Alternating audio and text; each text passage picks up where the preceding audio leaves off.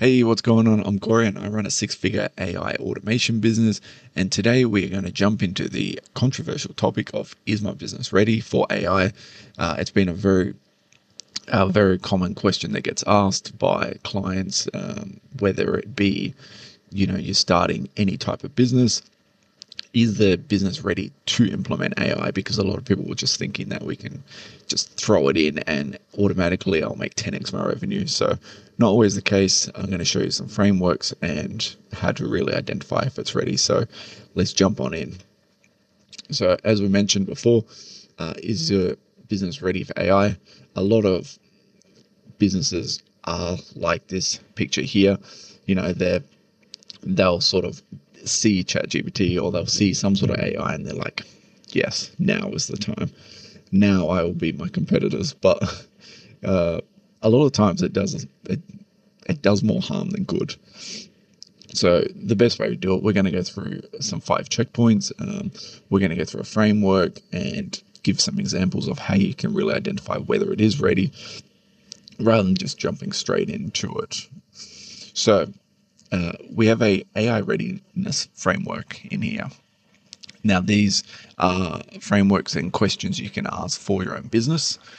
So when we go to systems, for example, are your processes documented and consistent?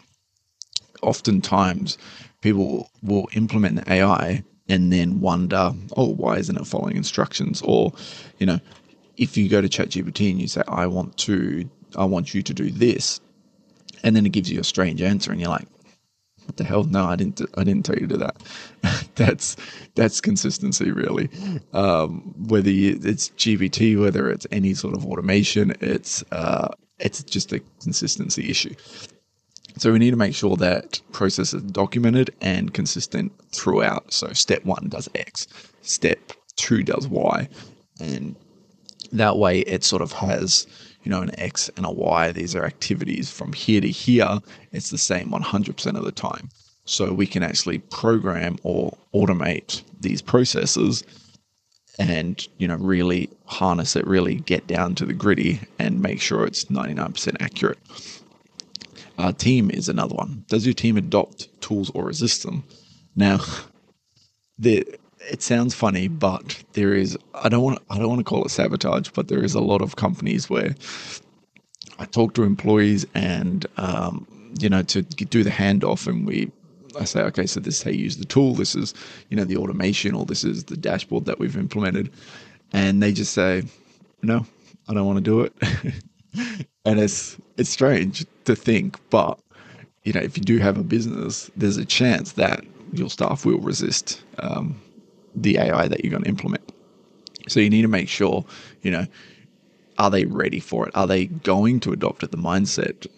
A lot of people nowadays are under that sort of AI is tyranny and it's going to replace me. So why would I embrace it if it's just going to replace my job?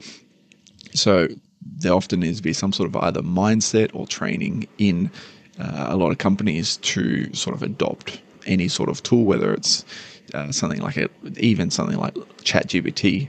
A lot of people are sort of fearful of that. We also need to look at the data. Do you have clean and accessible data? If your data is not clean, and this could refer to a lot of things. This could be, whether you're doing your lead generation, is the email address is correct? Is it going to a spam filter? When you're feeding it, if I wanted to do a YouTube script, for example, has it captured the right data that I've given it? Have I given it data from the last 30 days, or have given it data from maybe 6 months ago? That data can be very different things, but we want to make sure we have clean and accessible data so the AI can actually use it for what it's good at, which is analyzing data and implementing or offering solutions. Bottlenecks. Do you know the $50,000 problems are worth solving? And this is a lot of businesses. They will see sales go down, for example, or they'll see some sort of metric within the business go down, and they'll just think, AI can solve it.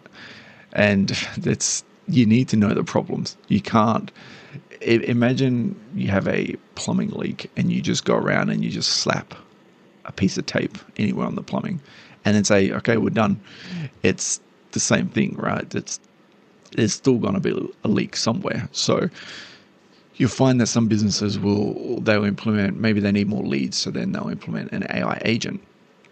However, what they've done is, the problem that they're not getting enough leads isn't because it's the AI agent. So, leads coming in here, let's say leads here, and we need someone like an AI agent here because we're not having enough of these, because maybe our cash flow is, down. So what they do is they implement a robot, a perfectly drawn robot, and they expect this to go up now because the robot's in there. However, once they implement it, they find it goes down twice as fast.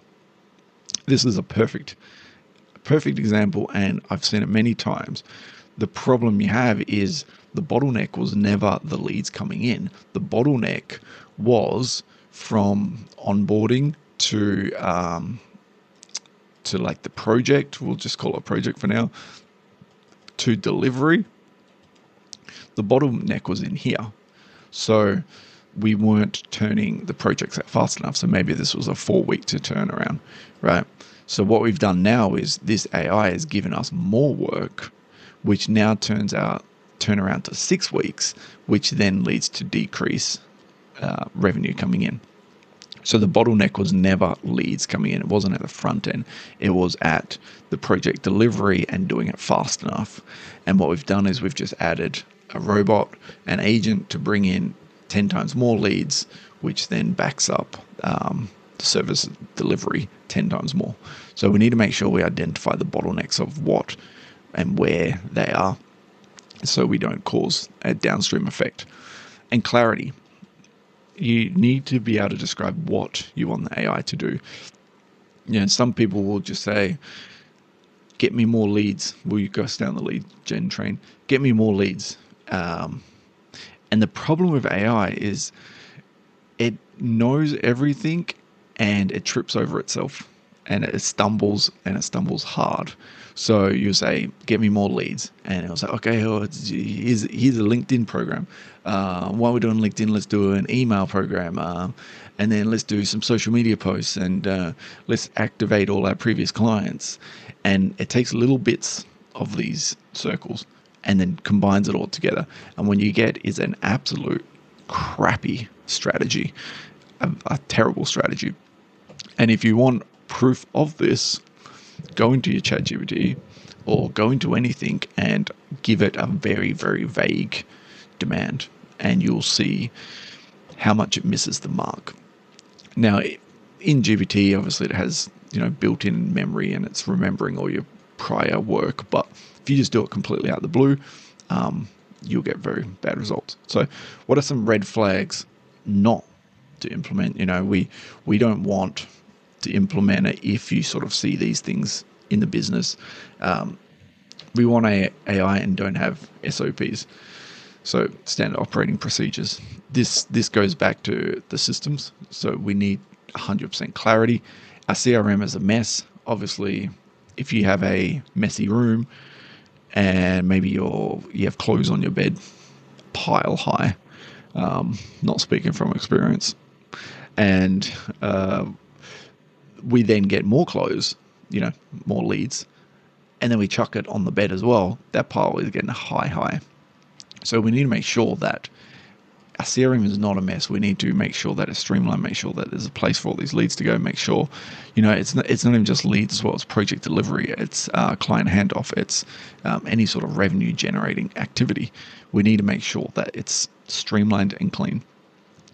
We also don't know what problem AI should solve first.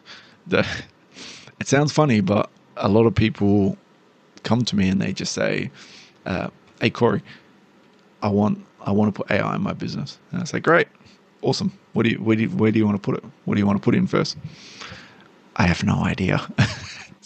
And it's okay. It's a difference between, not knowing what it is, maybe from experience, or, you're just sort of curious on where it is, but you should have an idea of what the problem is. So then this leads to the next question, what's the bottleneck, where there'll be something that keeps you up at night. So like in education wise, it's not too bad, and you sort of genuine question. But when we start going into, I don't know, just put an AI in there. I don't know, just put one in there and fix my business. It does not work. 100% does not work. And also we think AI equals cost saving, but can't measure ROI. So cost saving is great, but if you're not understanding the true impact of it, then is there any point in doing it?